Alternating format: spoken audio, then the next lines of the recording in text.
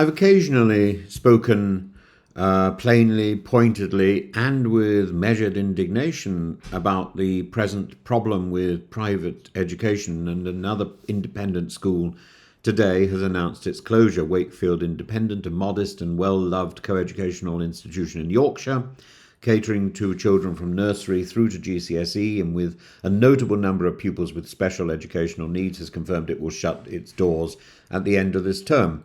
It isn't an anomaly, it's a canary in the coal mine. And the root causes, the school's head, its governors, its parents have all cited the same culprits: the imposition of the 20% VAT on school fees, the removal of charitable business rate relief, the increases in employer national insurance contribution, and a rise in the minimum wage. And to this, I suppose one has to add the skyrocketing costs in teacher pensions, food and facilities is not one policy misstep, it's a cascade. And the effect is as predictable as it is tragic: closures, job losses, children displaced mid-course, and a quiet war of attrition on parents trying to do their best. Ministers have put out a myth. It's propaganda, really. They've propagated a myth that all parents who use independent schools are wealthy, entitled and out of touch. That may be true at Eton. It's emphatically not the case at Wakefield Independent or Kingswood House in Surrey or St Clair's or Oakley House in Swansea. These are schools charging $10,000 to $15,000 a year, not $50,000.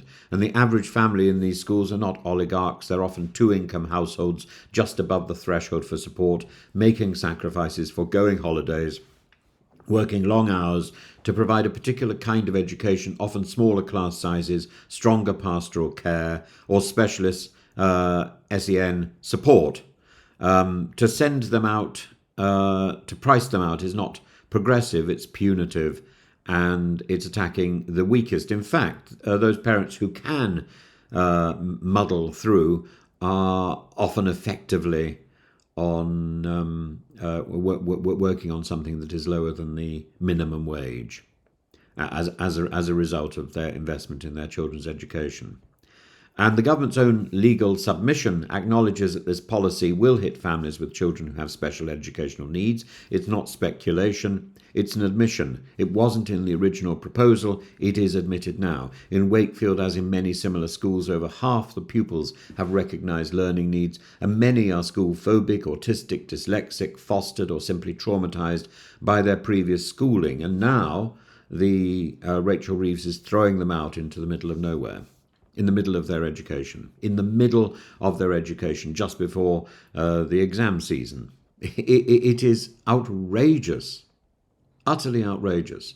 A similar case is now being tested in the High Court, where evangelical Christian schools and families are arguing that the VAT rate violates their right to educate their children in accordance with their religious convictions. This isn't a debate about privilege, it's a debate about pluralism and about parental rights. And what happens when schools raise fees by 20 to 25% in a single year?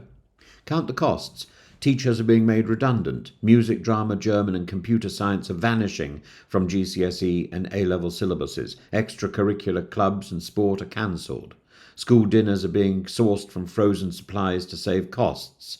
Families are withdrawing pupils. Some are going without essentials. Others are entering serious debt. And yet, even with these cuts, many schools remain financially unsustainable. What begins with embossed letterheads and new pianos ends with fundamental compromises in educational quality. The Educational Secretary, Bridget Phillipson, has tried to wave away this problem. She claims that state schools are coping and that most parents still received their first choice school. But the ISC, the Good Schools Guide, and private school heads tell a different story. The exodus has begun, the strain is showing, and with it the inevitable crowding of state provision.